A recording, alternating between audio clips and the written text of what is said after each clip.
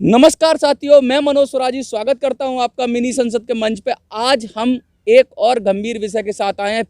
बीते दिनों में जो प्रकरण हुआ, हम हर साल यमुना जी के लिए 11 दिवसीय महामृत्युंजय यज्ञ करते थे।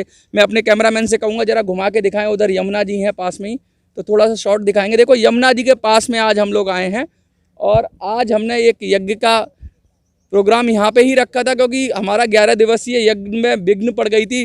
पुलिस और कुछ लोगों ने मिलकर उसको साजिशन यज्ञ में विघ्न डालकर उसको हटा दिया गया था, वहाँ से पंडाल हटा दिया गया था। तो हमने आज एक समापन के लिए महाआहुति यज्ञ 3-4 घंटों के लिए किया और यहाँ पे बहुत अच्छी तरह से समापन हुआ।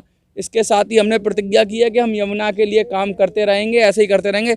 मनकेश जी के पास चलते हैं। मनकेश जी, आप तो यज्ञ से थोड़ा सा आ जाएं तो ज़रा बताएं कि क्या बात हुई थी, क्या किस तरीके का क्या प्रकरण था। मनकेश जी। प्रकरण कुछ नहीं, हम एक पर्यावरण और यमुना जल शुद्धि के लिए 11 दिवसीय महामृत्युंजय यज्ञ मंत्र आहुति करते थे। तो 2 साल से हम बराबर कर रहे थे। कोरोना काल जब 2 साल चल रहा था,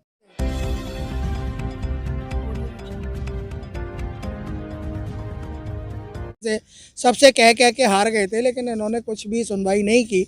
तो हमारे दिल में यही आया कि भावना प्रधान देश भारत है, तो हम क्यों ना मृत्यु शैया पर पड़ी हुई अपनी माँ यमुना को महामृत्युंजय यज्ञ के माध्यम से, जैसा कि हमारे पौराणिक मानता है कि महामृत्युंजय यज्ञ करते हैं तो एक मृत्यु शैया पर लेटा हुआ आदमी भी उठ के खड़ा हो जाता है, जीवित उसको जीवन दान मिल जाता है। तो हमने वो तीसरे वर्ष भी वैसे ही किया था। सबको, शासन को, प्रशासन को, डीसीपी, सीपी, आपके स्थानीय, आपके डीएम, एसडीएम, सबको खबर किया हुआ था।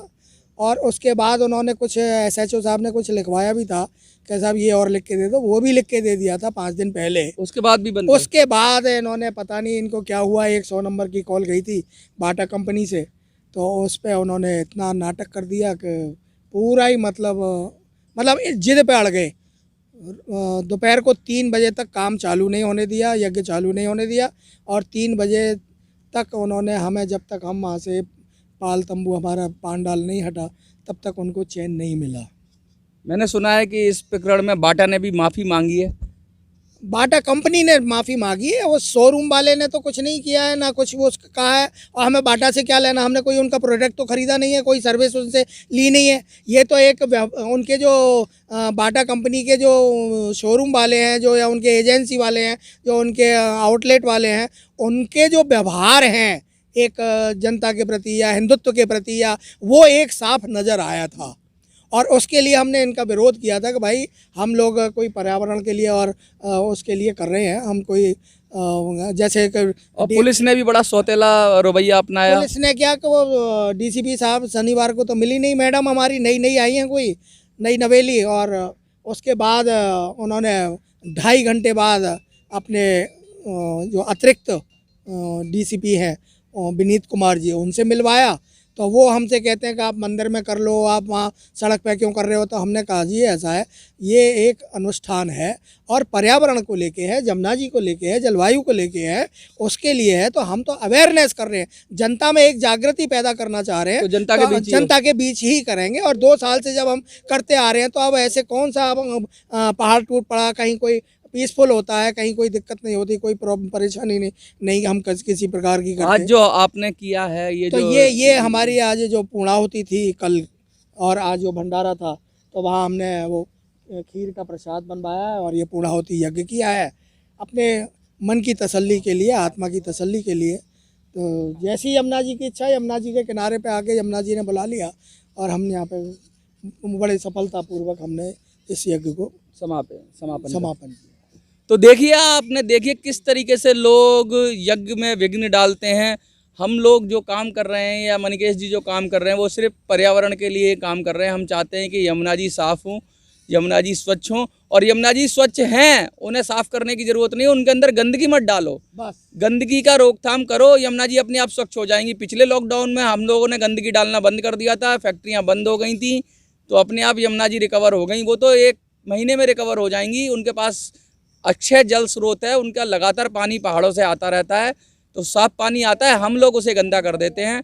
और हम लोगों को अपनी गंदगी को खुद ही साफ करने के लिए व्यवस्था करनी होगी। यही आपसे उम्मीद है कि आपको वीडियो अच्छी लगती है तो लाइक करें, शेयर करें, चैनल को सब्सक्राइब करें। और संगीता जी कुछ कहना चाहती है, संगीता जी क्या कहेंगी? मैं यही कहना चाहती हूँ, मुद्दई लाख बुरा चाहे तो क्या होता है, वही होता है जो मंजूर खुदा होता है। तो मैं ये कहना चाहती हूँ कि चाहे कोई शोरूम वाला रोके या कोई भी दुश्मन रोके, जलस से रोके, चाहे जैसे भी रोके, उसको ये लगता है कि ये यज्ञ करवा के, ये समाज सेवा करके बहुत आगे बढ़ जाएंगे। तो नेक काम करने वाले तो आगे बढ़ते ही हैं, चाहे वो कितना भी विघ्न डालें, लेकिन जो नेक काम करता है, जो समाज के लिए करता है, जो देश के लिए कुछ करना चाहता है, उसके कामों में विघ्न जरूर आता है, लेकिन वो सक्सेस होते हैं। और दुश्मन मुंह ताकते रह जाते हैं, एक दिन उनका नाश होता ही है, दुश्मनों का तो नाश होता ही है। तो मैं ये कहना चाहती हूँ, जमुना जी को देखिए कि उन्होंने वहाँ पे रोक दिया भले ही यज्ञ करने से, लेकिन उन्होंने अपने सानिध्य में लेके कहा कि आप लोग यहाँ पे करो। तो जमुना जी खुद अपने गोद में लेके आ गई और उन्होंने कहा कि अपने भक्तों को बुलाकर कि यहाँ पे यज्ञ करो और हम स्वीकार करते हैं। आज देखिए कितने अच्छे से ये सारा यज्ञ का माहौल है और इतने अच्छे से यज्ञ हो गया, इसका तो हमने सोचा भी नहीं था। बहुत मैं तो यही कहूँगी कि धन्यवाद यमुना मैया की, यमराज जी की और सारे भगवान देवी देवताओं की कि जो हमें यहाँ पे यज्ञ करने का शुभ अवसर प्रदान किया। और उन सबको, सारे भगवान को धन्यवाद है कि उन सब ने स्वीकार किया है हमारे यज्ञ को। जय माता दी। तो जोर से बोलो जय जमुना मैया की, बोलो जमुना मैया की जय।